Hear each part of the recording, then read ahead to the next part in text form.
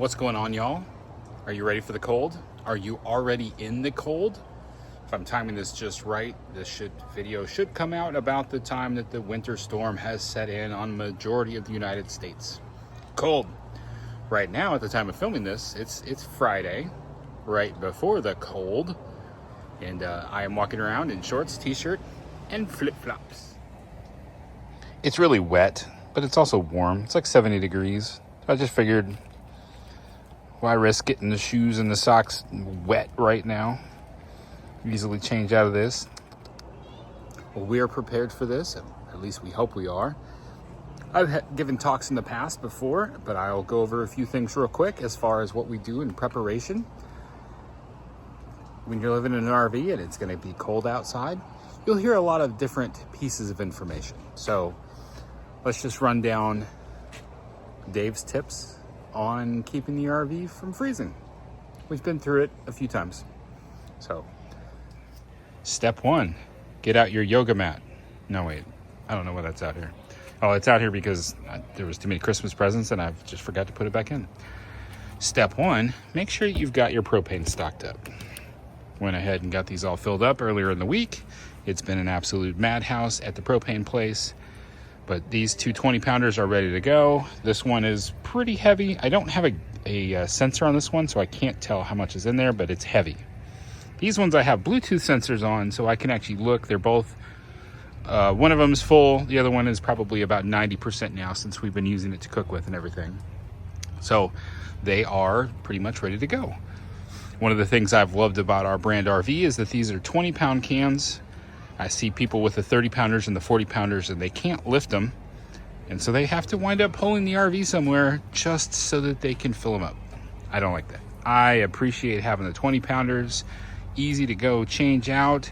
And this day and age, like this is my can. I bought this brand new, but in this day and age, worst comes to worst, you can find some of these automated places where you can swipe your credit card, get a can out. It's a lot easier than waiting on somebody to refill it up in case this weekend gets really bad. Now, an option is to use a heated hose. We have a heated hose. I can't tell you how disappointed I am in this heated hose right now. It's had a leak almost as long as we've had it, but that leak seems to be worse. So I'm almost guaranteed a pretty crazy sized icicle forming over here. Stalactites or stalagmites, I don't know which one we're calling them. The park says to drip the faucets, right? Well, I'm dripping. I have unhooked my normal hose. It's just laying there. I set up this like a hot tent here with the spigots on the ground. And then I coil the heated hose around it and then trap the heat down that it's generating inside to keep the spigot warm. Tested this out before. It does really well. It literally feels like a little sauna in there when it's freezing out here. My black tank and gray tank are closed for up here. Now, we're not going to be freezing. It's Friday right now. We're going to be freezing about Sunday. I do apologize if there's noise. I just realized a fan right there is on. Tanya's cooking. We're going to be freezing late Sunday or late Saturday, early Sunday morning is when the freeze is going to get to us. I went ahead and just got some of the stuff done. I've unhooked these hoses. I've closed off that valve right there. I left the little lid thing off of it though, because having to come out here when it's freezing can be really frustrating to try to work with those. So leaving it in the best state that works for me. Took out some of my extra links here and just made sure that they're empty and capped off. I do have the kitchen one open for right now. And then what I'll do tomorrow, it'll be colder, it'll be wetter, but I'm gonna come out here, I'll close it off tomorrow on Saturday before it starts freezing and then disconnect it. And then that way on Sunday, if we need it, I can hook it back up. Otherwise, I can leave it all shut down and disconnected until Monday, maybe even into Tuesday when it starts warming up. Made sure both my black tanks are fully empty. These gray tanks are empty, they're just kind of open right now.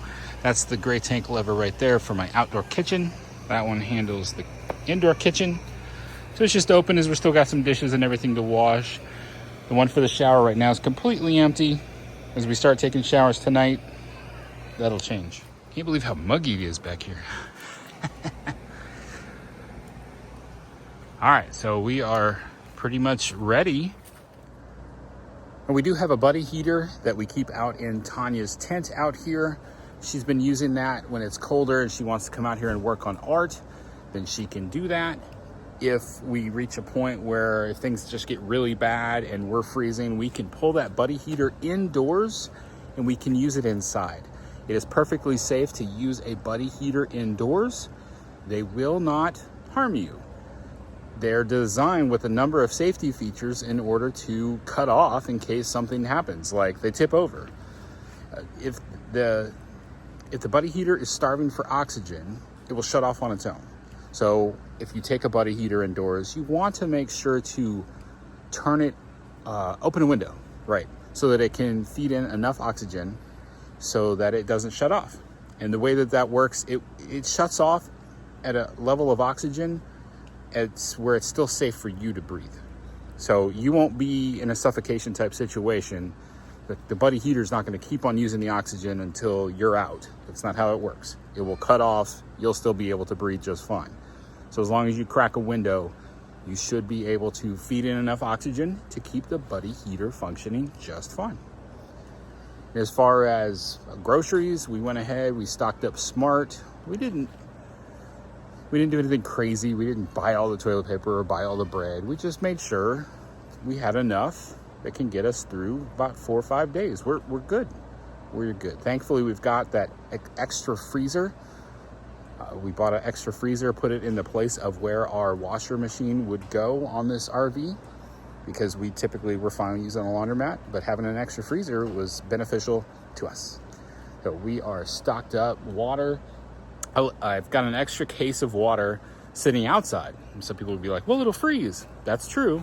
If we reach the point where we'd like to have some more drinking water and it's frozen, I'll bring it in, I'll put it on top of a towel and let it melt, thaw out, inside. And now we've got refrigerated cold water already. So just trying to think through all those plans. I do have one problem though. Let me show you. I tend to stockpile some extra like bubbly drinks and caffeinated beverages and stuff out here, and I don't know that I have enough space to put them anywhere. And if those freeze, they're gonna pop. So maybe that's where the name Pop came from. Anyway, I need to come up with a solution for this real quick, because I would prefer these things didn't just start blowing up. And you know, sometimes I don't know what words are gonna set the YouTubes off. I don't want these cans to start bursting after they freeze. So that is gonna be my next mission. So yeah, we're ready. I'm also ready for Valentine's. Can you tell by the colors and the lights? Just finished. Got some more pinks and put them up there. I love lighting. I love lights. It's my first year having a good purple. It's a really nice one. I like that. If anybody's interested in those, let me know. I can put the links to the bulbs that I buy. These are literally they're not all old. I figured out there's a few stores that still sell these older fashioned C9 bulb strings, and they come with your regular bulbs. That's a regular old school bulb right there. And then I go online on Amazon and I start getting all the colors I like in an LED. That's an LED right there. This one is an old fashioned bulb. Funny story on this. This was a purple that I ordered last year. Yeah, good job, whoever's making that. Worst purple ever. These purples that I got this year just look terrific. I love it. It looks like a neon almost. So, yep, all set for Valentine's. So that'll be up for about 3 weeks. And after Valentine's, transition these to green and whites with some yellow for St. Patrick's Day. I highly recommend not dripping your faucets if you're in an RV.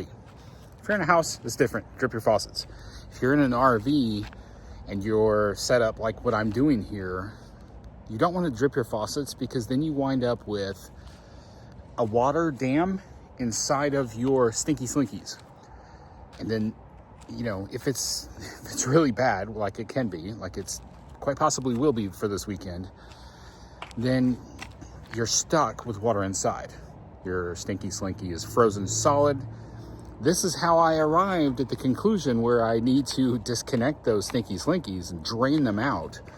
So that way I can go out there during the day, even if it's still freezing. I can go out there, I can hook them up, I can drain it, then I can unhook it, I can make sure, lift them up and make sure that they're empty, cap them back off, so that way they don't freeze solid. So I have a way, if we keep going, if the cold keeps continuing, I have a way to continue to get that water out of my RV. Because if you freeze them up solid, now you're stuck.